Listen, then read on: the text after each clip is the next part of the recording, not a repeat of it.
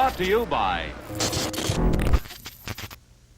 With the world each day taking another step toward madness, paranoia, and turmoil, each of us searches for an escape from the chaos. Some turn towards darker outlets like drinking, drugs, or unhealthy sexual expression. Others take up a new hobby, like painting, music, or crafts, to help feed the need for distraction.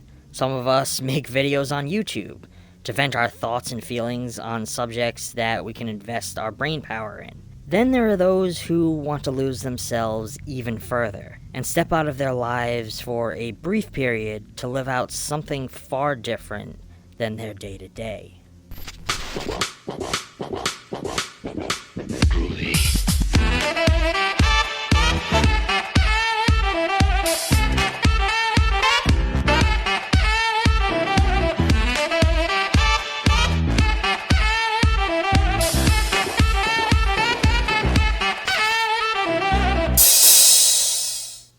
Hello friends, and welcome back to ETF. After several mysterious accidents, a live-action role-playing game is interrupted, and the players leave the bunker while the staff remains behind to investigate the disappearance of Greg, the mastermind of the game. This film opens with text, a definition of LARP, a type of live-action role-playing game in which the participants portray characters through physical action. These opening minutes of the film bring us into a different world, with a German propaganda-style introductory video, introducing us to the backstory of the game, and the bunker setting. The idea of a third nuclear war, and the players having grown up in this shelter, hidden from the ruins of the old world. Given that it has already been made clear before beginning this film that this is a LARPing game, we find ourselves waiting for that reveal, rather than immersing ourselves in the lie. We spend a solid 20 minutes immersed in the game before any of our characters break away from their roles and make mention that it's a game. This film takes time to build up the world of the film and of the game before the dynamics shift into the reality of it. The portrayal of this LARPing experience is a highly elevated and immersive experience, unlike anything that is normally portrayed in film. The production design of this setting, and in turn of the LARP, is incredibly detailed and historically accurate, delivering a unique, alternative history type of feeling to every moment of the narrative. Staring down these tube-like tunnels isolates our characters within almost every frame, surrounding them in darkness that almost feels like it's slowly creeping in. Lifeless and vacant mannequins are used effectively throughout the place, positioned around in period-appropriate costumes to give the LARPers a feeling of authenticity. But once the staff is trapped within the bunker, they serve to give us, as the audience, this sense that this space is populated by others that are not part of our cast. The film was shot anamorphic, as told by the beautiful lens flares that appear throughout. This choice emboldens the scope of the narrative, enhances the atmosphere of these cramped, isolated labyrinth of tunnels. It makes every corridor feel deeper and darker than the last,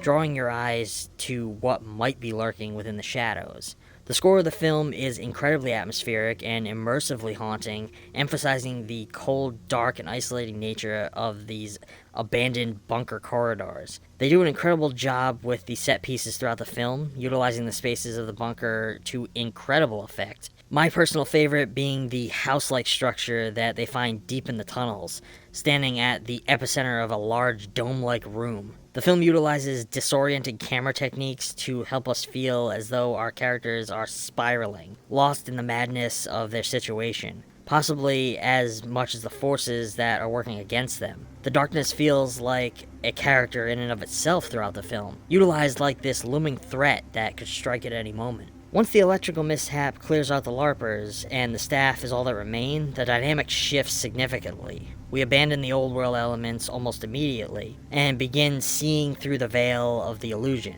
What begins to take shape is a ghost-like story, pure and simple. The tragedy of what happened in this place in the past is resurfacing, due to their occupation of this space.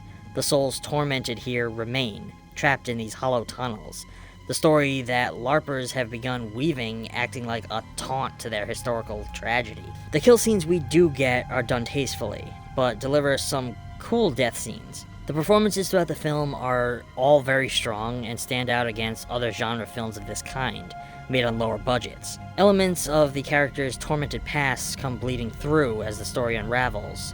Attitudes, tendencies towards suicide and self-isolation, the sexualization of family, and even self-sabotage. I will admit, as some have said before, the idea of rooting for people that are so willingly playing Nazis is hard to accept in many ways. However, I had no problem distancing myself from that idea. The whole concept of LARPing lends itself to living out a life that you would never normally live, and exploring a character that is vastly different from yourself. The imagery of the owl was a beautiful choice, as it follows effortlessly throughout the film, given that our protagonist is pregnant. In German culture, when a pregnant woman hears an owl, it is an omen that her child will be a girl. In Germany, if an owl hoots as the child is born, the infant will have an unhappy life. I'm gonna give the bunker game a B+. Some of the visual effects don't look too great, mainly the procession moment at the end of the film. The CG compositing just doesn't look very good, and makes the whole thing fall somewhat flat. However, this possession leads to a beautifully strong climax, as Laura carries both her child and the spirit of this young, pregnant girl out of the bunker with her, setting her free from her imprisonment.